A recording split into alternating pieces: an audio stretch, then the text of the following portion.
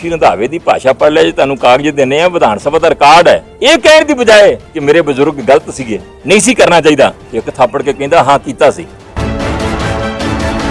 जाखड़ साहब साडे प्रधान ने सुनील जाखड़ जी, इन्हां दे बाप बलराम जाखड़ सी, वो कहंदे कि जे देश की एकता अखंडता वास्ते मिलियंस सिखां दा भी कतल हो जाता तो कोई महंगा नहीं। ये भी मीडिया दे विच है।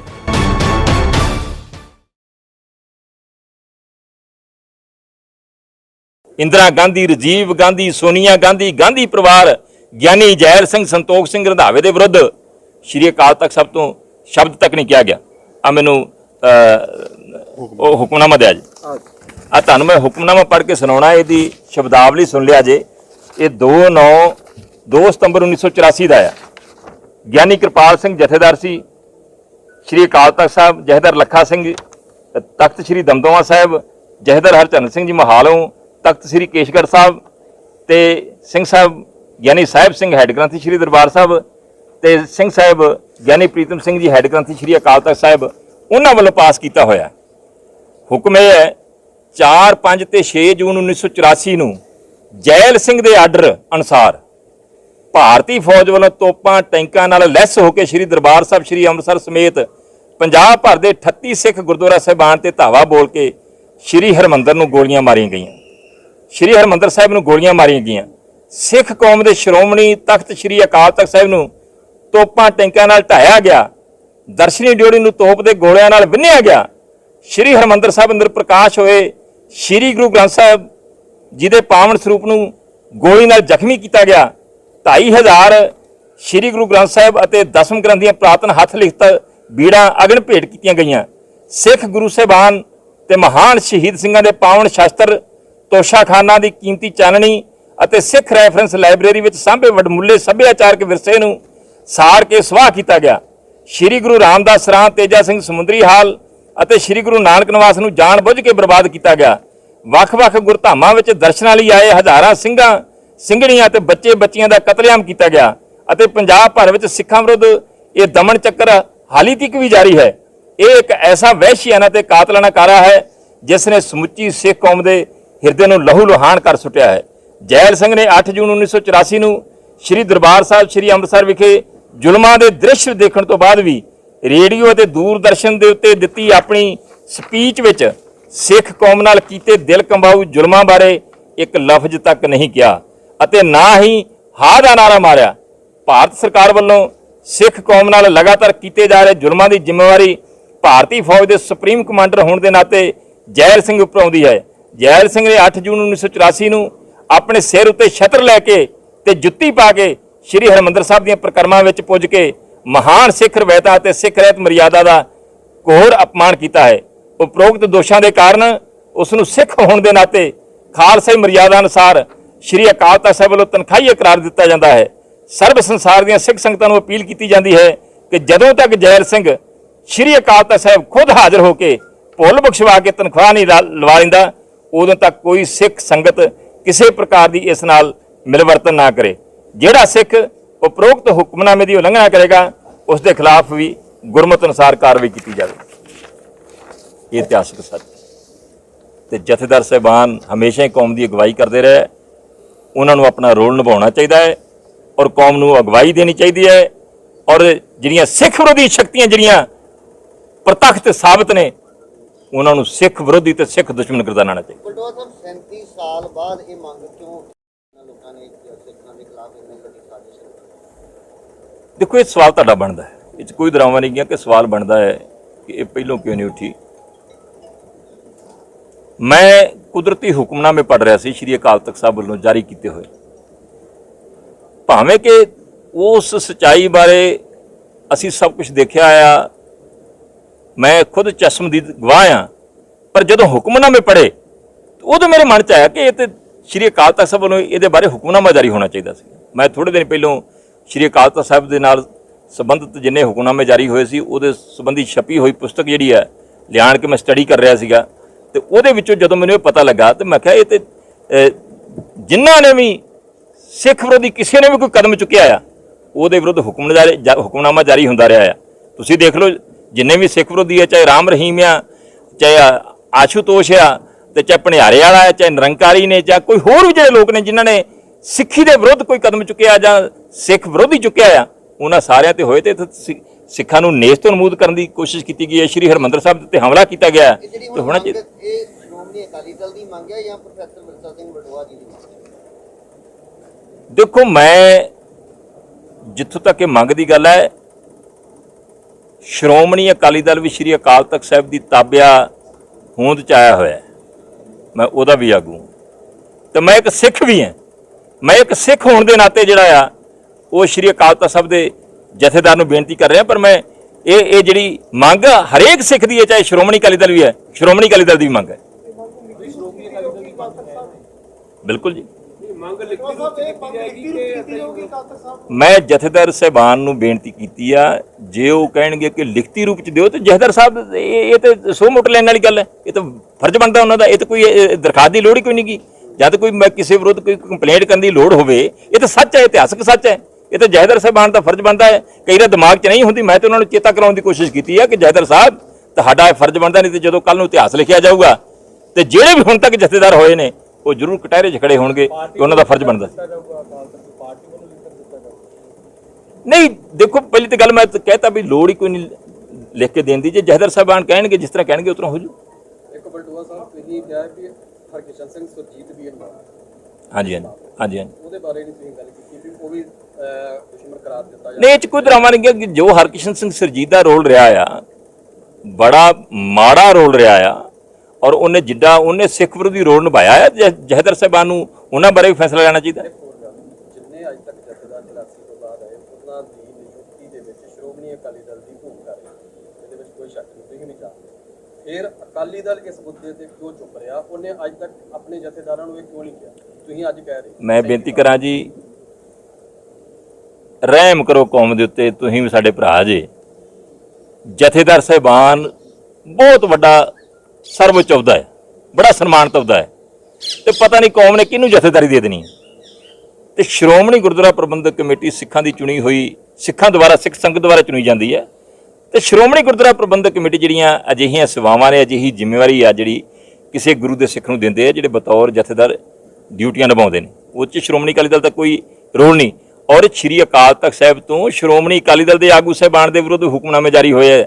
ਮੈਂ ਪੜ੍ਹੇ ਸਾਰੇ, ਕਿਤੇ ਕਿਤਾਬ ਮੰਗਾ ਕੇ ਪੜ੍ਹਿਆ ਜੇ, ਉਹਦੇ ਵਿੱਚੋਂ ਸਾਰਾ ਕੁਝ ਮਿਲ ਜੂਗਾ। ਸ਼੍ਰੋਮਣੀ ਅਕਾਲੀ ਦਲ ਦੇ ਜਿਹੜੇ ਵੱਡੇ ਵੱਡੇ ਆਗੂ, ਉਹਨਾਂ ਦੇ ਵਿਰੁੱਧ ਹੁਕਮਨਾਮੇ ਜਾਰੀ ਹੋਏ ਨੇ, ਤੇ ਉਹ ਆਣ ਕੇ ਆਪਦੀਆਂ ਭੁੱਲਾਂ ਬਖਸ਼ਾਉਂਦੇ ਰਹੇ, ਪੇਸ਼ ਹੁੰਦੇ ਰਹੇ ਨੇ। ਇਸ ਕਰਕੇ ਜਿਹੜਾ ਆ, ਸ਼੍ਰੋਮਣੀ ਅਕਾਲੀ ਦਲ ਨੇ ਅੱਜ ਤੱਕ ਕਿਉਂ ਨਹੀਂ ਕਿਹਾ? ਮੈਂ ਇਹ ਗੱਲ ਮੈਂ ਤਾਂ ਪਹਿਲਾਂ ਕਹਿਤਾ ਜੀ, ਪਹਿਲਾਂ ਕਹਿ ਦਿੱਤਾ। ਮੈਂ ਤੇ ਸ਼੍ਰੋਮਣੀ ਅਕਾਲੀ ਦਲ ਨੇ ਕਿਉਂ ਨਹੀਂ ਕਿਹਾ, ਜਥੇਦਾਰ ਸਾਹਿਬਾਨ ਨੇ ਕਿਉਂ ਨਹੀਂ ਕੀਤਾ, ਕਿਸੇ ਹੋਰ ਨੇ ਕਿਉਂ ਨਹੀਂ ਕਿਹਾ, ਇਹ ਤੇ ਹੁਣ ਪਿਛੋਕੜ ਦੀ ਗੱਲ ਹੋ ਗਈ ਨਾ। ਮੈਂ ਤਾਂ ਕਿਹਾ ਕਿ ਮੈਂ ਤਾਂ ਜਦੋਂ ਸ਼੍ਰੀ ਅਕਾਲ ਤਖਤ ਸਾਹਿਬ ਦੇ ਹੁਕਮਨਾਮੇ ਵਾਲੀ ਕਿਤਾਬ ਸਟੱਡੀ ਕਰ ਰਿਹਾ ਸੀ, ਉਹਦੇ 'ਚ ਮੈਂ ਦੇਖਿਆ ਕਿ ਏਡਾ ਵੱਡਾ ਵਰਤਾਰਾ ਵਾਪਰ ਗਿਆ ਹੋਵੇ, ਏਡਾ ਵੱਡਾ ਕਹਿਰ ਵਾਪਰ ਗਿਆ ਹੋਵੇ, ਤੇ ਸ਼੍ਰੀ ਅਕਾਲ ਤਖਤ ਸਾਹਿਬ ਉਸ ਮਸਲੇ ਤੇ ਚੁੱਪ ਹੋਵੇ। ਉਹ ਵੀ ਅਕਾਲੀ ਨੇਤਾ ਫਿਰ ਆਉਣੇ ਚਾਹੀਦੇ ਹੈ ਜੀ ਉਹਦੇ ਵਿੱਚ, ਕਿ ਜਿਹੜੇ ਉਸ ਵੇਲੇ ਸੈਂਟਰ ਨੂੰ ਕਹਿੰਦੇ ਰਹੇ ਆ ਵੀ ਅਸੀਂ ਕਲੀਨ ਚਿੱਟ ਦਿੰਦੇ ਰਹੇ ਆ ਕੁਝ ਅਕਾਲੀ ਨੇਤਾ, ਕਾਹਦੀ? ਤੁਸੀਂ ਹਮਲਾ ਕਰਦੇ ਹੋ, ਕੁਝ ਇਤਿਹਾਸ ਦੀਆਂ ਕਿਤਾਬਾਂ 'ਚ ਲਿਖਿਆ ਜੀ। ਕਿਸੇ ਕਿਤਾਬ 'ਚ ਦਿਖਾ ਦਿਆ ਜੀ।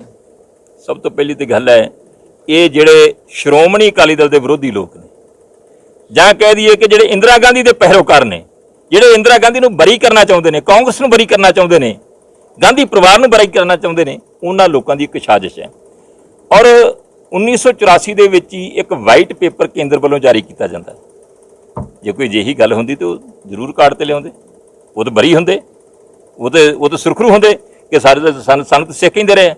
ਇਸ ਕਰਕੇ ਜਿਹੜੀਆਂ ਗੱਲਾਂ ਨੇ, ਇਹ ਬੜਾ ਵੱਡਾ ਸਾਡੀ ਕੌਮ ਨੂੰ ਵੀ ਸਮਝਣਾ ਪਊਗਾ ਕਿ ਦੁਸ਼ਮਣ ਨੂੰ ਪਛਾਣੋ, ਸਿੱਖ ਵਿਰੋਧੀ ਸ਼ਕਤੀਆਂ ਨੂੰ ਪਛਾਣੋ, ਤੇ ਸਿੱਖ ਵਿਰੋਧੀ ਸ਼ਕਤੀਆਂ ਦੇ ਮਗਰ ਲੱਗ ਕੇ ਆਪਣਿਆਂ ਨੂੰ ਕਟਹਿਰੇ 'ਚ ਨਾ ਖੜਾ ਕਰੋ, ਉਹ ਵੀ ਬਿਲਕੁਲ ਕੂੜ ਤੇ ਝੂਠ ਕਰਕੇ। ਪਰ ਅਕਾਲੀ ਦਲ ਦੇ ਜਿਹੜੀਆਂ ਵਿਰੋਧੀ ਧਿਰਾਂ ਨੇ, ਉਹਨਾਂ ਨੇ ਤਾਂ ਜਿਹੜੀ ਕੱਲ ਦਰਸ਼ਨ ਜਿਹੜੇ ਕਰਵਾਏ ਜਾ ਰਹੇ, ਉਹਦੇ ਤੇ ਵੀ ਸਵਾਲ ਖੜੇ ਕੀਤੇ ਕਿ ਇਲੈਕਸ਼ਨ ਦੇ ਵਿੱਚ ਅਕਾਲੀ ਦਲ ਇਸ ਮੁੱਦੇ ਨੂੰ ਜਿਹੜਾ ਗਰਮਾ ਕੇ ਫਾਇਦਾ ਲੈਣਾ ਚਾਹੁੰਦਾ। ਮੈਂ ਬੇਨਤੀ ਕਰਾਂ ਜੀ, ਇਹ ਕਿਸੇ ਨੂੰ ਚੇਤਾ ਹੀ ਨਹੀਂ ਸੀ, ਇਹ ਵੀ ਚੇਤਾ ਭੁਲਾ ਕੇ ਬੈਠੇ ਸੀ। ਇਹ ਤੇ ਜਦੋਂ ਮੈਂ ਸਾਰਾ ਕੁਝ ਪੜ੍ਹਿਆ, ਆ ਸਾਰਾ ਕੁਝ ਹੀ, ਤੇ ਮੈਂ ਪਿਛਲੇ ਦਿਨਾਂ ਤੋਂ ਲਗਾਤਾਰ ਤੁਹਾਡੀਆਂ ਡਿਬੇਟਾਂ ਤੁਹਾਡੇ ਚੈਨਲ ਤੇ ਵੀ ਚੱਲਦੀਆਂ ਰਹੀਆਂ ਨੇ, ਹੋਰ ਚੈਨਲਾਂ ਤੇ ਚੱਲਦੀਆਂ ਰਹੀਆਂ ਨੇ, ਹੋਰ ਮੇਰੇ ਕਈ ਜਿਹੜੇ ਮੈਂ ਆਪਣੇ ਵੱਲੋਂ ਪਾਇਆ ਆ, ਉਹਦੇ ਵਿੱਚ ਮੈਂ ਪ੍ਰਗਟਾਵਾ ਕੀਤਾ ਕਿ ਸ਼੍ਰੀ ਹਰਿਮੰਦਰ ਸਾਹਿਬ ਦੇ ਅੰਦਰ ਪ੍ਰਕਾਸ਼ ਸਰੂਪ ਦੇ ਵਿੱਚ ਗੋਲੀਆਂ ਵੱਜੀਆਂ, ਬੌੜੀ ਖੁਦਾ ਦੀ। ਠੀਕ ਹੈ ਕਿ ਸਾਡੇ ਸਮੇਂ ਬੇਅਦਬੀ ਦੀਆਂ ਘਟਨਾਵਾਂ ਵਾਪਰੀਆਂ, ਮੰਦਭਾਗੀਆਂ ਨੇ, ਦੁੱਖ ਹੈ ਸਾਨੂੰ ਉਸ ਗੱਲ ਦਾ, ਪਰ ਜੋ ਆ ਕਹਿਰ ਵਾਪਰਿਆ ਇਹਦੀ ਵੀ ਗੱਲ ਕਰ ਲਓ। ਉਸ ਤੋਂ ਬਾਅਦ ਮੈਨੂੰ ਵੀ ਕਈਆਂ ਨੇ ਕਿਹਾ ਬੀੜ ਕਿੱਥੇ ਹੈ।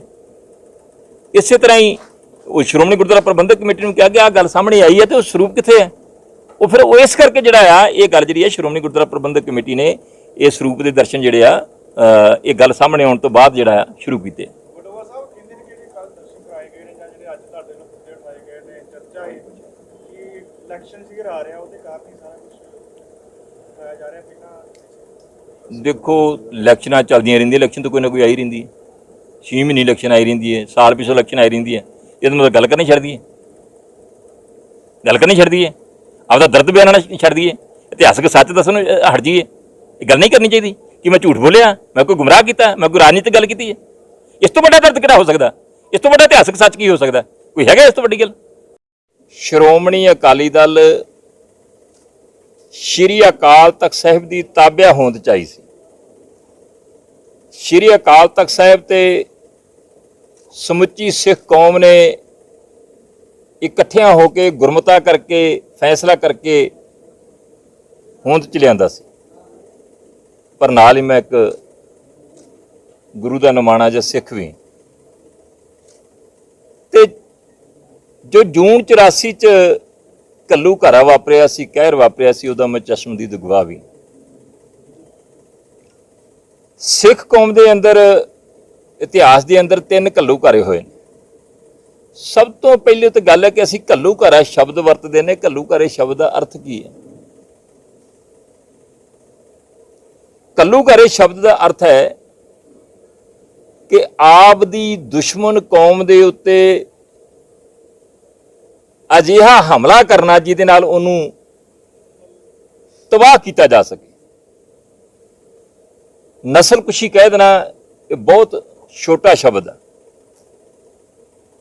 ਔਰ ਇਹ ਘੱਲੂ ਘਾਰੇ ਜਿਹੜੇ ਨੇ ਸਿੱਖ ਕੌਮ ਨੇ ਹੁਣ ਤੱਕ 3 ਜਿਹੜੇ ਨੇ ਉਹ ਝੱਲੇ ਨੇ। ਸਭ ਤੋਂ ਪਹਿਲਾ ਘੱਲੂ ਘਾਰਾ ਜਿਹੜਾ ਛੋਟਾ ਘੱਲੂ ਘਾਰਾ ਸੀ, ਜਿਹੜਾ 1746 ਈਸਵੀ ਚ ਹੋਇਆ, ਯਹੀਆ ਖਾਨ ਨੇ ਕੀਤਾ, ਲਖਪਤ ਰਾਏ ਨੇ ਕੀਤਾ, 11,000 ਸਿੰਘ ਸਿੰਘਣੀਆਂ ਜਿਹੜੇ ਨੇ ਉਹ ਸ਼ਹੀਦ ਹੋਏ ਸੀ। ਤੇ ਦੂਜਾ ਘੱਲੂ ਘਾਰਾ ਅਹਿਮਦ ਸ਼ਾਹ ਅਬਦਾਲੀ ਨੇ ਸਿੱਖ ਕੌਮ ਨੂੰ ਖਤਮ ਕਰਨ ਦੀ ਖਾਤਰ 1762 ਦੇ ਵਿੱਚ ਕੀਤਾ, ਤੇ 30 ਤੋਂ 35,000 ਸਿੰਘ ਸਿੰਘਣੀਆਂ ਬੱਚੇ ਬਜ਼ੁਰਗ ਉਹਦੇ ਚ ਸ਼ਹੀਦ ਹੋਏ। ਅੱਜ ਵੀ ਸਮੁੱਚੀ ਕੌਮ ਜਿਹੜੀ ਹੈ ਅਹਿਮਦ ਸ਼ਾਹ ਅਬਦਾਲੀ ਨੂੰ, ਯਹੀਆ ਖਾਨ ਨੂੰ, ਲਖਪਤ ਰਾਏ ਨੂੰ, ਜ਼ਕਰੀਆ ਖਾਨ ਵਰਗਿਆਂ ਨੂੰ, ਮੀਰ ਮਨੂ ਵਰਗਿਆਂ ਨੂੰ, ਮੱਸੇ ਰੰਗੜ ਵਰਗਿਆਂ ਨੂੰ ਲਾਹਣਤਾਂ ਪਾਉਂਦੇ ਨੇ, ਤੇ ਸਿੱਖ ਕੌਮ ਦਾ, ਸਿੱਖਾਂ ਦਾ ਸਭ ਤੋਂ ਵੱਡੇ ਦੁਸ਼ਮਣ ਗਰਦਾਨਦੇ ਨੇ। ਤੇ ਤੀਜਾ ਘੱਲੂ ਘਾਰਾ ਮੇਰਾ ਖਿਆਲ ਹੈ ਕਿ ਆਪਾਂ ਜਿੰਨੇ ਇੱਥੇ ਬੈਠੇ ਹਾਂ ਕਿ ਕੋਈ ਬਚਪਨ ਚ ਹੋਊ, ਕੋਈ ਛੋਟਾ ਹੋਊਗਾ, ਕਈਆਂ ਨੂੰ ਸੰਭਾਲ ਹੋਊਗੀ, ਕਈਆਂ ਨੂੰ ਹੋਸ਼ ਹੋਊਗੀ, ਕਈਆਂ ਸਾਡੇ ਵਰਗਿਆਂ ਨੇ ਪਿੰਡਾਂ ਤੇ ਹੰਡਾਇਆ ਹੈ। ਉਹ ਤੀਜਾ ਘੱਲੂ ਘਾਰਾ ਜੂਨ 1984 ਚ ਵਾਪਰਿਆ। ਔਰ ਦੇਖੋ ਸਭ ਤੋਂ ਵੱਡੀ ਗੱਲ ਹੈ ਕਿ ਮੋਰਚੇ ਆਜ਼ਾਦ ਹਿੰਦੁਸਤਾਨ ਚ ਸ਼੍ਰੋਮਣੀ ਅਕਾਲੀ ਦਲ ਜਾਂ ਖਾਲਸਾ ਪੰਥ ਪਹਿਲੋਂ ਵੀ ਲਾਉਂਦਾ ਰਿਹਾ, ਲੱਗਦੇ ਰਹੇ ਨੇ, ਲੱਖਾਂ ਲੋਕ ਜੇਲ੍ਹਾਂ 'ਚ ਵੀ ਜਾਂਦੇ ਰਹੇ ਨੇ। ਤੇ ਕੇਵਲ ਧਰਮ ਯੁੱਧ ਮੋਰਚੇ ਦੇ ਵਿੱਚ ਕੀ ਅਜਿਹੇ ਹਾਲਾਤ ਬਣ ਗਏ ਸੀ ਕਿ ਟੈਂਕਾਂ ਤੇ ਤੋਪਾਂ ਦੇ ਨਾਲ ਦੁਨੀਆ ਦੇ ਸਭ ਤੋਂ ਪਵਿੱਤਰ ਸਥਾਨ ਤੇ ਸਿੱਖ ਕੌਮ ਦੀ ਤੇ ਨਾਨਕ ਨਾਮ ਲੇਵਾ ਦੀ ਜਿਹੜੀ ਰੂਹ ਹੈ ਉਹਦੇ ਉੱਤੇ ਹੀ ਹਮਲਾ ਕਰ ਦਿੱਤਾ ਗਿਆ। ਉਹ ਗੱਲਾਂ ਜਿਹੜੀਆਂ ਨੇ ਅੱਜ ਉਹ ਇਤਿਹਾਸਕ ਸੱਚ ਬਣ ਚੁੱਕਾ ਆ, ਸਾਹਮਣੇ ਆ ਚੁੱਕਾ ਆ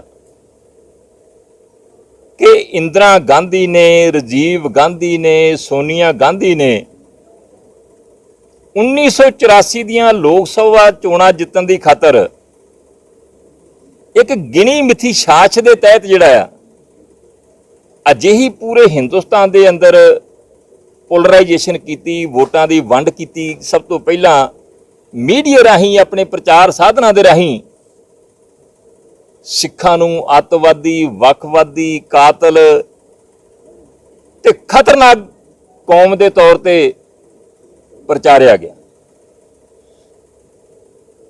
ਸਿੱਖਾਂ ਦਾ ਹਊਆ ਖੜਾ ਕੀਤਾ ਗਿਆ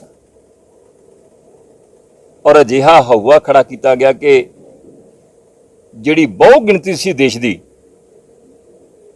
ਉਹ ਵਾਕਿਆ ਸਿੱਖਾਂ ਨੂੰ ਦੇਸ਼ ਵਿਰੋਧੀ, ਖਤਰਨਾਕ ਤੇ ਅੱਤਵਾਦੀ ਸਮਝਣ ਲੱਗ ਪਈ। ਤੇ ਫਿਰ ਜਦੋਂ ਅਜਿਹਾ ਪ੍ਰਚਾਰ ਪੀਕ ਤੇ ਚਲਾ ਗਿਆ ਤੇ ਫਿਰ ਸ਼੍ਰੀ ਹਰਿਮੰਦਰ ਸਾਹਿਬ ਦੇ ਉੱਤੇ ਇੰਦਰਾ ਗਾਂਧੀ ਨੇ, ਉਸ ਸਮੇਂ ਦੀ ਦੇਸ਼ ਦੀ ਪ੍ਰਧਾਨ ਮੰਤਰੀ ਨੇ, ਟੈਂਕਾਂ ਤੇ ਤੋਪਾਂ ਨਾਲ ਹਮਲਾ ਕੀਤਾ। ਤੇ ਜੋ ਕੁਝ ਉੱਥੇ ਵਾਪਰਿਆ ਆ ਉਹਨੂੰ ਸ਼ਬਦਾਂ 'ਚ ਬਿਆਨ ਨਹੀਂ ਕੀਤਾ ਜਾ ਸਕਦਾ। ਉਹਨੂੰ ਬਿਆਨਣ ਲੱਗਿਆ ਵੀ ਦਰਦ ਮਹਿਸੂਸ ਹੁੰਦਾ ਹੈ ਤੇ ਆਵਾਜ਼ ਰੁਕਦੀ ਹੈ। ਔਰ ਸਭ ਤੋਂ ਵੱਡੀ ਗੱਲ ਕਿ ਜਿੱਥੇ ਅਸੀਂ ਜਾ ਕੇ ਨਤਮਸਤਕ ਹੁੰਦੇ ਹਾਂ, ਜਿੱਥੇ ਜਾ ਕੇ ਅਸੀਂ ਸ਼ਰਧਾ ਨਾਲ ਜਾ ਕੇ ਮੱਥਾ ਟੇਕਦੇ ਹਾਂ, ਸ਼੍ਰੀ ਹਰਿਮੰਦਰ ਸਾਹਿਬ ਦੇ ਉਸ ਪਵਿੱਤਰ ਸਥਾਨ ਤੇ ਜਿੱਥੇ ਧੰਨ ਸ਼੍ਰੀ ਗੁਰੂ ਗ੍ਰੰਥ ਸਾਹਿਬ ਸੱਚੇ ਪਾਤਸ਼ਾਹ ਪ੍ਰਕਾਸ਼ ਹੁੰਦੇ ਨੇ, ਜੂਨ 1984 ਚ ਇੰਦਰਾ ਗਾਂਧੀ ਵੱਲੋਂ ਕੀਤੇ ਹੋਏ ਹਮਲੇ ਦੇ ਕਾਰਨ ਉੱਥੇ ਪ੍ਰਕਾਸ਼ ਸ਼੍ਰੀ ਗੁਰੂ ਗ੍ਰੰਥ ਸਾਹਿਬ ਸੱਚੇ ਪਾਤਸ਼ਾਹ ਜੀ ਦੇ ਵਿੱਚ ਗੋਲੀਆਂ ਵੱਜੀਆਂ। ਤਾਬਿਆ ਬੈਠੇ ਗ੍ਰੰਥੀ ਸ਼ਹੀਦ ਹੋਏ। ਉਹਨਾਂ ਰੂਹਾਂ ਨੂੰ ਜਿੰਨਾ ਵੀ ਪ੍ਰਣਾਮ ਕੀਤਾ ਜਾਵੇ ਥੋੜਾ, ਜਿਨ੍ਹਾਂ ਨੇ ਗੁਰੂ ਦੀ ਮਰਿਆਦਾ ਨਿਭਾਉਂਦੇ ਹੋਇਆਂ, ਗੁਰੂ ਦੇ ਕੀਰਤਨ ਦੀ ਮਰਿਆਦਾ ਨਿਭਾਉਂਦੇ ਹੋਇਆਂ ਰਾਗੀ ਸਿੰਘਾਂ ਨੇ ਆਪਦੀ ਡਿਊਟੀ ਨਿਭਾਈ, ਫਰਜ਼ ਨਿਭਾਇਆ ਤੇ ਔਰ ਉੱਥੇ ਇੰਦਰਾ ਗਾਂਧੀ ਦੀਆਂ ਭੇਜੀਆਂ ਹੋਈਆਂ ਫੌਜਾਂ ਵੱਲੋਂ ਗੋਲੀਆਂ ਦਾ ਸ਼ਿਕਾਰ ਹੋ ਗਏ ਤੇ ਸ਼੍ਰੀ ਹਰਿਮੰਦਰ ਸਾਹਿਬ ਦੇ ਅੰਦਰ ਹੀ ਸ਼ਹੀਦ ਹੋ ਗਏ। ਉਸ ਪਵਿੱਤਰ ਬੀੜ ਦੇ ਜਿਹੜੀ ਪ੍ਰਕਾਸ਼ ਸੀ, ਜਿਹੜੀ ਇਤਿਹਾਸਕ ਬੀੜ ਹੈ, ਉਹਦੇ ਸ਼੍ਰੋਮਣੀ ਗੁਰਦੁਆਰਾ ਪ੍ਰਬੰਧਕ ਕਮੇਟੀ ਨੇ, ਸਿੰਘ ਸਾਹਿਬਾਨ ਨੇ ਬੀਤੇ ਕੱਲ ਤੋਂ ਸੰਗਤਾਂ ਨੂੰ ਦਰਸ਼ਨ ਵੀ ਕਰਾਉਣੇ ਸ਼ੁਰੂ ਕੀਤੇ। ਸੰਤ ਬਾਬਾ ਜਰਨੈਲ ਸਿੰਘ ਜੀ ਖਾਲਸਾ ਪਿੰਡਰਾਂ ਵਾਲੇ, ਭਾਈ ਅਮਰੀਕ ਸਿੰਘ ਜੀ, ਬਾਬਾ ਥਾਰਾ ਸਿੰਘ ਜੀ, ਜਨਰਲ ਸ਼ਬੇਗ ਸਿੰਘ ਜੀ, ਬੜੀਆਂ ਬੜੀਆਂ ਮਹਾਨ ਹਸਤੀਆਂ, ਮੈਂ ਇਕੱਲੇ ਇਕੱਲੇ ਦਾ ਨਾਂ ਲਵਾਂ ਤਾਂ ਬਹੁਤ ਲੰਬਾ ਹੋ ਜੂ। ਹਜ਼ਾਰਾਂ ਸਿੰਘ ਸਿੰਘੜੀਆਂ, ਬੱਚੇ ਬੱਚੀਆਂ, ਬੀਬੀਆਂ, ਬਜ਼ੁਰਗ ਕਹਿਰ ਵਰਤਾ ਦਿੱਤਾ ਗਿਆ, ਸ਼ਹੀਦ ਕਰ ਦਿੱਤਾ ਗਿਆ। ਸਮੁੱਚੀ ਪ੍ਰਕਰਮਾ, ਸਮੁੱਚਾ ਹਦੂਦ ਜਿਹੜੀ ਸ਼੍ਰੀ ਹਰਿਮੰਦਰ ਸਾਹਿਬ ਦੀ ਕੰਪਲੈਕਸ ਹੈ ਜਿਹੜਾ, ਉਹ ਲਾਸ਼ਾਂ ਨਾਲ ਭਰ ਦਿੱਤਾ ਔਰ ਏਡਾ ਵੱਡਾ ਕਹਿਰ ਵਾਪਰਿਆ। ਸਮੁੱਚੀ ਕੌਮ ਜਿਹੜੀ ਆ ਬਲੂੰਦਰੀ ਗਈ ਸੀ। ਕਿ ਬਲੂੰਦਰੀ ਕਾਦੀ ਗਈ? ਇਹੋ ਜਿਹੇ ਜ਼ਖਮ ਮਿਲ ਗਏ ਸੀ ਕਿ ਕੌਮ ਨੂੰ ਸੁੱਝਦਾ ਨਹੀਂ ਸੀ ਬਣ ਕੀ ਗਿਆ। ਪਰ ਮੇਰਾ ਸਵਾਲ ਇੱਥੇ ਇਹ ਹੈ ਕਿ ਸਿੱਖਾਂ ਦੇ ਉੱਤੇ, ਸਿੱਖ ਕੌਮ ਦੇ ਉੱਤੇ ਏਡਾ ਵੱਡਾ ਹਮਲਾ ਕੀਤਾ ਹੋਵੇ, ਤੀਜਾ ਘੱਲੂ ਘਾਰਾ ਕੀਤਾ ਹੋਵੇ, ਸ਼੍ਰੀ ਹਰਿਮੰਦਰ ਸਾਹਿਬ ਤੇ ਹਮਲਾ ਕੀਤਾ ਹੋਵੇ, ਸ਼੍ਰੀ ਅਕਾਲ ਤਖ਼ਤ ਸਾਹਿਬ ਨੂੰ ਢਹਿ ਢੇਰੀ ਕੀਤਾ ਹੋਵੇ, ਕੌਮ ਨੂੰ ਨੇਸ ਤੋਂ ਨਬੂਦ ਕਰਨ ਦੀ ਕੋਸ਼ਿਸ਼ ਕੀਤੀ ਗਈ ਹੋਵੇ, ਤੇ ਜਿਨ੍ਹਾਂ ਨੇ ਕੀਤੀ ਹੈ ਉਹਨਾਂ ਨੂੰ ਪੰਜਾਬ ਦੀ ਧਰਤੀ ਤੇ ਪੂਜਿਆ ਜਾਂਦਾ ਹੈ, ਉਹਨਾਂ ਦੀਆਂ ਬਰਸੀਆਂ ਮਨਾਈਆਂ ਜਾਂਦੀਆਂ ਨੇ। ਜਬ ਤੱਕ ਸੂਰਜ ਚਾਂਦ ਰਹੇਗਾ, ਇੰਦਰਾ ਮਾਂ ਤੇਰਾ ਨਾਮ ਰਹੇਗਾ, ਇਸ ਪਵਿੱਤਰ ਧਰਤੀ ਦੇ ਉੱਤੇ, ਸ਼੍ਰੀ ਅੰਮ੍ਰਿਤਸਰ ਸਾਹਿਬ ਦੀ ਧਰਤੀ ਦੇ ਉੱਤੇ ਹੀ ਨਾਅਰੇ ਵੱਜਦੇ ਨੇ। ਰਾਜੀਵ ਗਾਂਧੀ ਜਿਹੜਾ ਸਿੱਖ ਕੌਮ ਦਾ ਸਭ ਤੋਂ ਵੱਡਾ ਕਾਤਲ ਸਾਬਤ ਹੋਇਆ, ਉਹਦੀਆਂ ਬਰਸੀਆਂ ਮਨਾਈਆਂ ਜਾਂਦੀਆਂ ਨੇ। ਜਦ ਕਿ ਹੋਣਾ ਇਹ ਚਾਹੀਦਾ ਸੀਗਾ ਕਿ ਇੰਦਰਾ ਗਾਂਧੀ, ਰਾਜੀਵ ਗਾਂਧੀ, ਸੋਨੀਆ ਗਾਂਧੀ, ਇਹਨਾਂ ਨੂੰ ਸ਼੍ਰੀ ਅਕਾਲ ਤਖ਼ਤ ਸਾਹਿਬ ਦੇ ਉਸ ਸਮੇਂ ਦੇ ਜਥੇਦਾਰ ਸਾਹਿਬਾਨ, ਜਾਂ ਗਿਆਨੀ ਕਿਰਪਾਲ ਸਿੰਘ ਸੀ ਜਾਂ ਹੋਰ ਸਿੰਘ ਸਾਹਿਬਾਨ ਸੀਗੇ, ਉਹਨਾਂ ਦਾ ਸਭ ਤੋਂ ਪਹਿਲਾ ਫਰਜ਼ ਬਣਦਾ ਸੀਗਾ ਕਿ ਇੰਦਰਾ ਗਾਂਧੀ ਨੂੰ, ਰਾਜੀਵ ਗਾਂਧੀ ਨੂੰ, ਸੋਨੀਆ ਗਾਂਧੀ ਨੂੰ ਸਿੱਖ ਕੌਮ ਦੇ ਦੁਸ਼ਮਣ ਗਰਦਾਨਣਾ ਚਾਹੀਦਾ ਸੀਗਾ, ਸਿੱਖ ਵਿਰੋਧੀ ਗਰਦਾਨਣਾ ਚਾਹੀਦਾ ਸੀਗਾ। ਉਹ ਜਥੇਦਾਰ ਸਾਹਿਬਾਨ ਕਿਉਂ ਨਹੀਂ ਕਰ ਸਕੇ? ਉਹ ਕਿਉਂ ਨਹੀਂ ਰੋਲ ਨਿਭਾ ਸਕੇ, ਕਿਉਂ ਨਹੀਂ ਆਪਣੇ ਫਰਜ਼ ਦੀ ਅਦਾਇਗੀ ਕਰ ਸਕੇ। ਮੈਂ ਇਸ ਪਾਸੇ ਨਹੀਂ ਜਾਣਾ ਚਾਹੁੰਦਾ, ਕਿਉਂਕਿ ਉਸ ਸਮੇਂ ਜਿਹੜੀ ਕੇਂਦਰੀ ਹਕੂਮਤ ਸੀਗੀ, ਜਿੰਨੀਆਂ ਏਜੰਸੀਆਂ ਸੀਗੀਆਂ, ਜਿੰਨੀਆਂ ਸ਼ਕਤੀਆਂ ਸੀ ਕੇਂਦਰ ਦੀਆਂ, ਉਹਨਾਂ ਸਾਰੀਆਂ ਦਾ ਜ਼ੋਰ ਮੇਰਾ ਖਿਆਲ ਕਿ ਜਥੇਦਾਰ ਸਾਹਿਬਾਨ ਤੇ ਲੱਗਾ ਹੋਣਾ। ਪਰ ਮੈਂ ਉਸ ਪਾਸੇ ਨਹੀਂ ਜਾਣਾ ਚਾਹੁੰਦਾ। ਪਰ ਇਹ ਇਤਿਹਾਸਕ ਸੱਚ ਹੈ ਕਿ ਇਹ ਲੋਕ ਜਿਨ੍ਹਾਂ ਨੇ ਸਿੱਖ ਕੌਮ ਦੇ ਨਾਲ ਦੁਸ਼ਮਣੀ ਪਗਾਈ ਹੈ, ਏਡਾ ਵੱਡਾ ਕਹਿਰ ਵਰਤਾਇਆ ਹੈ, ਤੇ ਇਹਨਾਂ ਨੂੰ ਸ਼੍ਰੀ ਅਕਾਲ ਤਖਤ ਸਾਹਿਬ ਤੇ ਹਮਲਾ ਕਰਨ ਵਾਲਿਆਂ ਨੂੰ, ਸ਼੍ਰੀ ਹਰਿਮੰਦਰ ਸਾਹਿਬ ਤੇ ਹਮਲਾ ਕਰਨ ਵਾਲਿਆਂ ਨੂੰ, ਸਿੱਖ ਕੌਮ ਨੂੰ ਖਤਮ ਕਰਨ ਦੇ ਮਨਸੂਬੇ ਧਾਰਨ ਵਾਲਿਆਂ ਨੂੰ ਸਿੱਖ ਕੌਮ ਦੇ ਦੁਸ਼ਮਣ ਗਰਦਾਨਣਾ ਚਾਹੀਦਾ ਹੈ। ਤੇ ਪਰਸੋਂ ਨੂੰ 6 ਜੂਨ ਹੈ, ਭਾਵੇਂ ਕਿ ਅੱਜ ਦੇ ਦਿਨ ਹੀ ਟੈਂਕਾਂ ਤੇ ਤੋਪਾਂ ਦੇ ਨਾਲ ਹਮਲਾ ਕੀਤਾ ਗਿਆ ਸੀਗਾ, 4 ਜੂਨ ਨੂੰ ਮਿਲਟਰੀ ਆਪਰੇਸ਼ਨ ਸ਼ੁਰੂ ਹੋਇਆ ਸੀਗਾ, ਪਰ 6 ਜੂਨ ਨੂੰ ਜਿਹੜੀ ਬਰਸੀ ਮਨਾਈ ਜਾਂਦੀ ਹੈ, ਤੇ ਮੈਂ ਸਤਿਕਾਰਯੋਗ ਸਿੰਘ ਸਾਹਿਬ ਗਿਆਨੀ ਹਰਪ੍ਰੀਤ ਸਿੰਘ ਹੋਰਾਂ ਨੂੰ, ਜਿਹੜੇ ਜਥੇਦਾਰ ਨੇ ਸ਼੍ਰੀ ਅਕਾਲ ਤਖਤ ਸਾਹਿਬ ਦੇ, ਉਹਨਾਂ ਨੂੰ ਇੱਕ ਨਿਮਾਣਾ ਸਿੱਖ ਹੋਣ ਦੇ ਨਾਤੇ ਸਨਿਮਰ ਬੇਨਤੀ ਕਰੂੰਗਾ, ਜਥੇਦਾਰ ਸਾਹਿਬ, ਇਹ ਇਤਿਹਾਸਕ ਸੱਚ ਤੁਹਾਨੂੰ ਕਬੂਲਣਾ ਪਊਗਾ ਔਰ ਤੁਹਾਨੂੰ ਫੈਸਲਾ ਦੇਣਾ ਪਊਗਾ ਕਿ ਗਾਂਧੀ ਪਰਿਵਾਰ ਜਿਹੜਾ, ਜਿਹੜੀ ਇੰਦਰਾ ਗਾਂਧੀ ਹੈ, ਜਿਹੜਾ ਰਾਜੀਵ ਗਾਂਧੀ ਹੈ, ਜਿਹੜੀ ਸੋਨੀਆ ਗਾਂਧੀ ਹੈ, ਜਿਨ੍ਹਾਂ ਨੇ ਸ਼੍ਰੀ ਹਰਿਮੰਦਰ ਸਾਹਿਬ ਤੇ ਹਮਲਾ ਕੀਤਾ, ਸਿੱਖਾਂ ਦਾ ਕਤਲੇਆਮ ਕੀਤਾ, ਉਹਨਾਂ ਨੂੰ ਤੁਹਾਨੂੰ ਚਾਹੀਦਾ ਹੈ ਕਿ 6 ਜੂਨ ਵਾਲੇ ਦਿਨ ਹੀ, ਪਰਸੋਂ ਨੂੰ, ਸ਼੍ਰੀ ਅਕਾਲ ਤਖਤ ਸਾਹਿਬ ਦੀ ਸ਼ਪੀਲ ਦੇ ਉੱਤੋਂ, ਫਸੀਲ ਦੇ ਉੱਤੋਂ ਉਹਨਾਂ ਨੂੰ ਸਿੱਖ ਵਿਰੋਧੀ ਤੇ ਸਿੱਖ ਦੁਸ਼ਮਣ ਗਰਦਾਨਣ ਦਾ ਤੁਸੀਂ ਐਲਾਨ ਕਰੋਗੇ, ਹੁਕਮਨਾਮਾ ਜਾਰੀ ਕਰੋਗੇ। ਔਰ ਸਾਡੇ ਵਾਸਤੇ ਬੜੀ ਸ਼ਰਮ ਵਾਲੀ ਗੱਲ ਵੀ ਹੈ, ਨਮੋਸ਼ੀ ਵਾਲੀ ਗੱਲ ਵੀ ਹੈ ਕਿ ਉਸ ਸਮੇਂ ਗਿਆਨੀ ਜੈਲ ਸਿੰਘ ਜੀ, ਜਿਹੜੇ ਸਿੱਖ ਸੀ, ਜਿਨ੍ਹਾਂ ਦੇ ਨਾਲ ਗਿਆਨੀ ਸ਼ਬਦ ਵੀ ਜੁੜਦਾ ਸੀ, ਦੇਸ਼ ਦੇ ਰਾਸ਼ਟਰਪਤੀ ਸੀ ਤੇ 3 ਸੈਨਾ ਦੇ ਮੁਖੀ ਸੀ, ਤੇ ਗਿਆਨੀ ਜੈਲ ਸਿੰਘ ਦੇਸ਼ ਦੇ ਰਾਸ਼ਟਰਪਤੀ ਹੋਣ ਤੇ ਏਡਾ ਵੱਡਾ ਕਹਿਰ ਵਾਪਰ ਜੇ। ਔਰ ਜਿੱਥੋਂ ਤੱਕ ਹੁਣ ਇਹ ਵੀ ਸਪਸ਼ਟ ਹੋ ਚੁੱਕਾ ਹੈ ਕਿ ਗਿਆਨੀ ਜੈਲ ਸਿੰਘ ਹੋਰਾਂ ਨੂੰ ਜੂਨ 84 ਚ ਹੋਏ ਇਸ ਹਮਲੇ ਤੋਂ ਲਗਭਗ ਮਹੀਨਾ, ਸਵਾ ਮਹੀਨਾ ਪਹਿਲਾਂ ਪਤਾ ਲੱਗ ਗਿਆ ਸੀ ਕਿ ਸ਼੍ਰੀ ਹਰਿਮੰਦਰ ਸਾਹਿਬ ਦੇ ਉੱਤੇ ਇੰਦਰਾ ਗਾਂਧੀ ਵੱਲੋਂ ਹਮਲਾ ਕੀਤਾ ਜਾ ਰਿਹਾ ਹੈ। ਉਹ ਅਸੀਂ ਤੁਹਾਨੂੰ ਵੀਡੀਓ ਦਿਖਾਵਾਂਗੇ, ਜਿਹਦੇ ਵਿੱਚ ਸੁਬਰਾਮਨੀਅਮ ਸਵਾਮੀ ਜਿਹੜੇ ਨੇ, ਉਹ ਇੱਕ ਇੰਟਰਵਿਊ ਦੇ ਵਿੱਚ ਇਸ ਇਤਿਹਾਸਕ ਸੱਚ ਦਾ ਪ੍ਰਗਟਾਵਾ ਕਰਦੇ ਹੋਏ ਕਹਿੰਦੇ ਆ ਕਿ ਮੈਂ ਗਿਆਨੀ ਜੈਲ ਸਿੰਘ ਹੋਰਾਂ ਕੋਲੇ ਗਿਆ ਮਈ 84 ਦੇ ਸ਼ੁਰੂ ਦੇ ਵਿੱਚ, ਤੇ ਗਿਆਨੀ ਜੀ ਹੋਰਾਂ ਨੇ ਮੈਨੂੰ ਕਿਹਾ ਕਿ ਸਵਾਮੀ ਜੀ, ਇੰਦਰਾ ਗਾਂਧੀ ਬੜਾ ਮਾੜਾ ਕਦਮ ਚੁੱਕਣ ਨੂੰ ਫਿਰਦੀ ਹੈ, ਮੈਂ ਤਾਂ ਬਹੁਤ ਸਮਝਾ ਲਿਆ, ਉਹ ਸ਼੍ਰੀ ਹਰਿਮੰਦਰ ਸਾਹਿਬ ਤੇ ਹਮਲਾ ਕਰਨ ਨੂੰ ਫਿਰਦੀ ਹੈ, ਮੇਰੇ ਸਮਝਾਇਆ ਤੇ ਸਮਝੀ ਨਹੀਂ, ਤੁਸੀਂ ਕੋਸ਼ਿਸ਼ ਕਰੋ, ਤੁਹਾਡੇ ਤੋਂ ਝੱਕਦੀ ਵੀ ਹੈ, ਡਰਦੀ ਵੀ ਹੈ।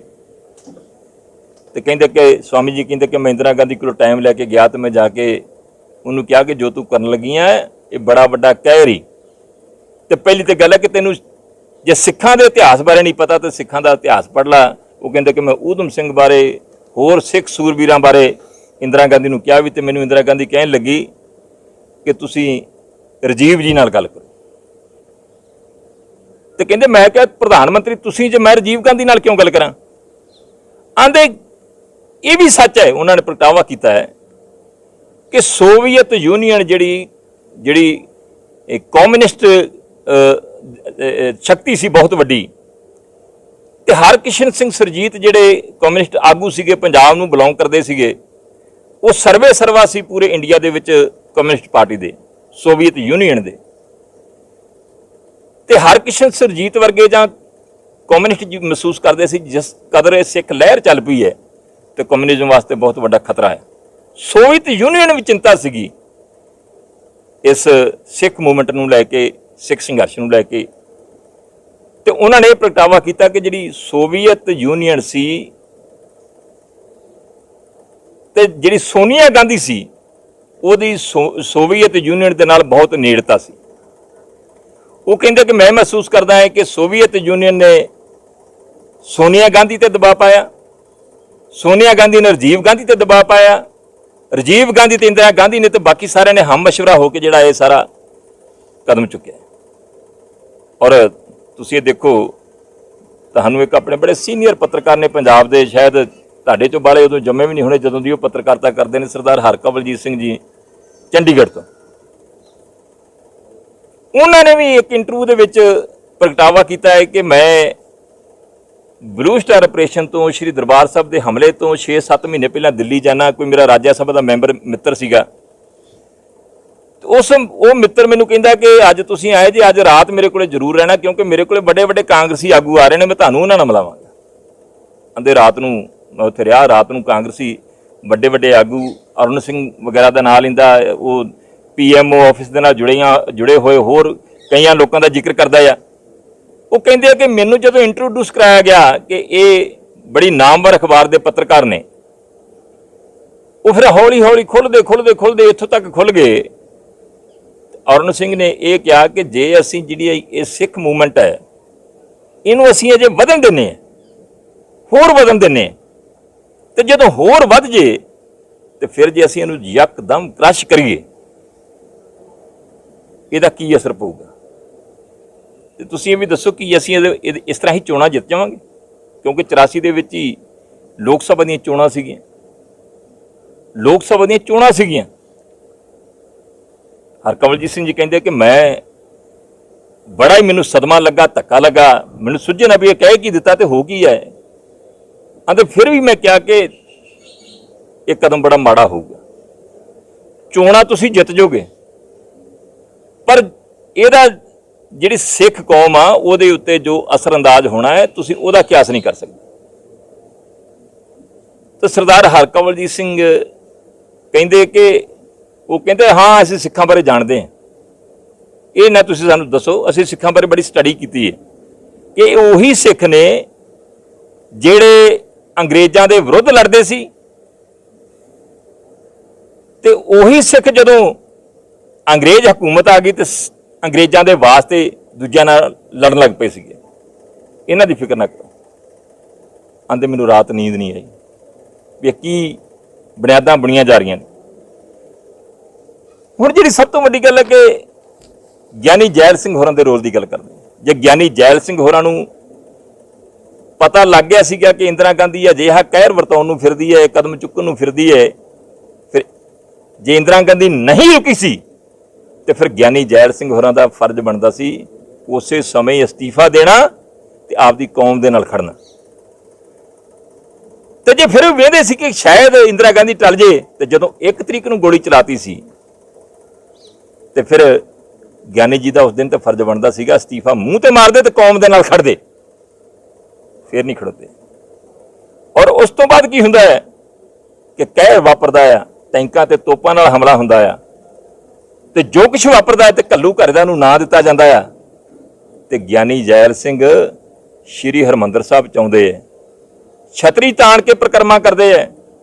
ਇੱਥੋਂ ਤੱਕ ਵੀ ਕਿਹਾ ਜਾਂਦਾ ਹੈ ਕਿ ਕਿਉਂਕਿ ਅਜੇ ਉਦੋਂ ਤੱਕ ਸਾਫ਼ ਸਫਾਈ ਨਹੀਂ ਸੀ ਹੋਈ ਤੇ ਬਾਕੀ ਫੌਜੀਆਂ ਨੇ ਜਾਂ ਸਾਰੀ ਫੌਜ ਉੱਥੇ ਜੁੱਤੀਆਂ ਪਾਈ ਫਿਰਦੀ ਸੀ, ਗਿਆਨੀ ਜੈਲ ਸਿੰਘ ਨੇ ਵੀ ਜੁੱਤੀ ਪਾਈ ਹੋਈ ਸੀ। ਇਹ ਪ੍ਰਗਟਾਵਾ ਜਿਹੜਾ ਸਿੰਘ ਸਾਹਿਬਾਨ ਦੇ ਜਿਹੜਾ 2 ਸਤੰਬਰ 1984 ਦਾ ਹੁਕਮਨਾਮਾ ਹੈ ਉਸ ਸਮੇਂ ਦੇ ਜਥੇਦਾਰ ਗਿਆਨੀ ਕਿਰਪਾਲ ਸਿੰਘ ਹੋਰਾਂ ਦਾ, ਉਹਦੇ ਵਿੱਚ ਵੀ ਅੰਦਰਾਜ ਹੈ। ਗਿਆਨੀ ਜੈਲ ਸਿੰਘ ਹੋਰਾਂ ਦਾ ਫਰਜ਼ ਬਣਦਾ ਸੀ ਜਦੋਂ ਇੰਨਾ ਕੁਝ ਕਹਿਰ ਵਾਪਰ ਗਿਆ ਸੀਗਾ, ਅਸਤੀਫਾ ਦਿੰਦੇ, ਕੌਮ ਨਾਲ ਖੜਦੇ, ਨਹੀਂ ਖੜੋਤੇ। ਔਰ ਇੱਥੋਂ ਤੱਕ ਕਿ ਇੰਦਰਾ ਗਾਂਧੀ ਦਾ ਕਤਲ ਹੋ ਜਾਂਦਾ ਹੈ, ਦੇਸ਼ ਦੇ ਨਵੇਂ ਪ੍ਰਧਾਨ ਮੰਤਰੀ ਨੂੰ ਸਹੁੰ ਚੁਕਾਉਣੀ ਹੈ, ਤੇ ਗਿਆਨੀ ਜੈਲ ਸਿੰਘ ਰਾਜੀਵ ਗਾਂਧੀ ਦਾ ਨੂੰ ਸਹੁੰ ਚੁਕਾਉਂਦੇ ਹੈ। ਉਸ ਗਾਂਧੀ ਪਰਿਵਾਰ ਦੇ ਫਿਰ ਗਾਂ ਜਿਹੜੀ ਅਗਲੀ ਨਸਲ ਸੀ ਉਹਨੂੰ ਸਹੁੰ ਚੁਕਾਉਂਦੇ ਹੈ ਕਿ ਗਿਆਨੀ ਜੀ ਨੂੰ ਮਾੜੀ ਮੋਟੀ ਵੀ ਉਹਨਾਂ ਦੀ ਰੂਹ ਦੇ ਉੱਤੇ ਬੋਝ ਨਾ ਬਣਿਆ।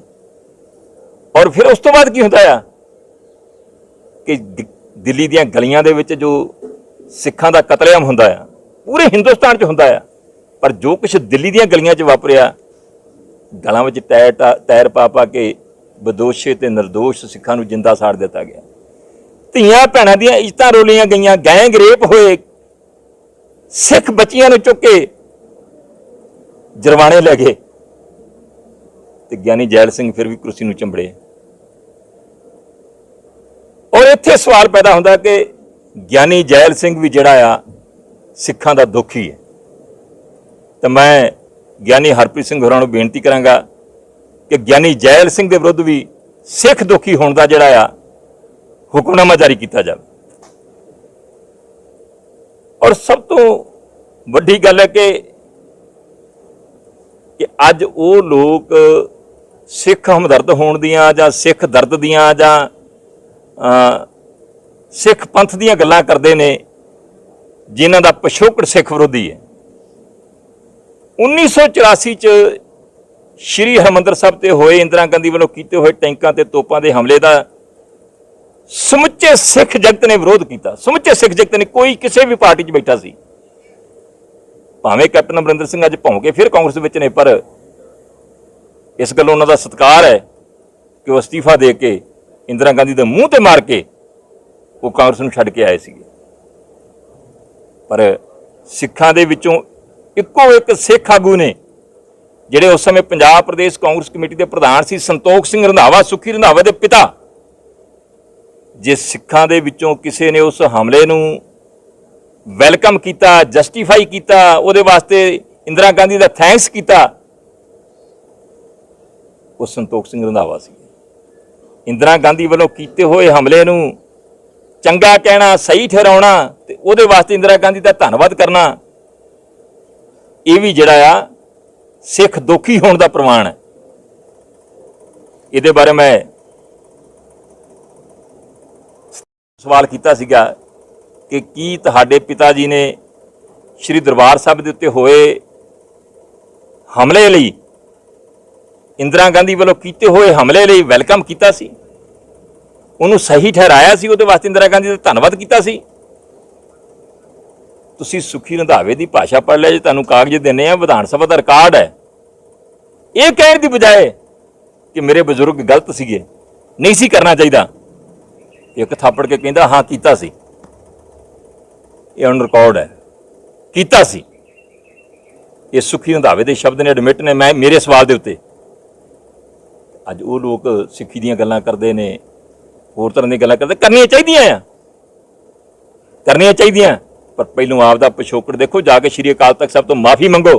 ਤੇ ਮੈਂ ਜਥੇਦਾਰ ਸਾਹਿਬਾਨ ਨੂੰ ਬੇਨਤੀ ਕਰੂੰਗਾ ਕਿ ਸੰਤੋਖ ਸਿੰਘ ਰੰਧਾਵੇ ਦੇ ਉਸ ਸਮੇਂ ਦੇ ਨਿਭਾਏ ਹੋਏ ਸਿੱਖ ਵਿਰੋਧੀ ਰੋਲ ਕਰਕੇ ਸੰਤੋਖ ਸਿੰਘ ਰੰਧਾਵਾ ਨੂੰ ਵੀ ਸਿੱਖ ਵਿਰੋਧੀ ਗਰਦਾਨਿਆ ਜਾਵੇ, ਸਿੱਖਾਂ ਦਾ ਦੁਸ਼ਮਣ ਗਰਦਾਨਿਆ ਜਾਵੇ।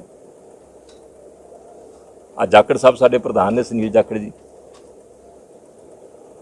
ਇਹਨਾਂ ਦੇ ਬਾਪ ਬਲਰਾਮ ਜਾਖੜ ਸੀ ਜਿਹੜੇ ਦੇਸ਼ ਦੀ ਲੋਕ ਸਭਾ ਦੇ ਸਪੀਕਰ ਰਹੇ ਨੇ। ਔਰ ਉਹਨਾਂ ਨੂੰ ਕਿਸੇ ਪੱਤਰਕਾਰ ਨੇ ਸਵਾਲ ਕੀਤਾ ਕਿ ਸਿੱਖਾਂ ਦੇ ਵਿੱਚ ਬੜਾ ਵੱਡਾ ਰੰਜ ਆ, ਬੜਾ ਵੱਡਾ ਗੁੱਸਾ ਆ ਜਦੋਂ 84 ਦਾ ਕਤਲੇਆਮ ਹੋ ਜਾਂਦਾ ਹੈ, ਤੇ ਤੁਹਾਡੀ ਇਹਦੇ ਬਾਰੇ ਕੀ ਪ੍ਰਤੀਕਿਰਿਆ ਹੈ?